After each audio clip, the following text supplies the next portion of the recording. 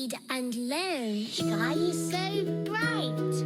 Smart kids grow with moonlight. Read and learn, shine so bright. Smart kids grow with moonlight. eSchoolify series, fun and true. Learning dreams for me and you.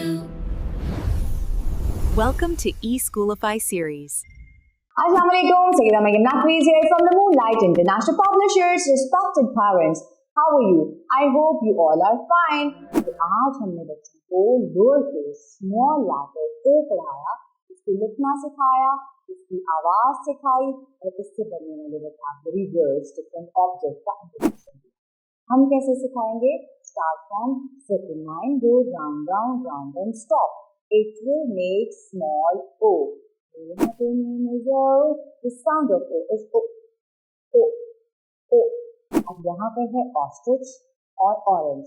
यहाँ पे easily आपको अमीन मिल सकता है. Table के plate में रखें और बच्चे से कहें ओ ऐसे आरियन, ओ ओ आरियन. किचन में अवन तो होता ही है. ओ ऐसे अवन, ओ ऐसे अवन, ओ ओ ओ.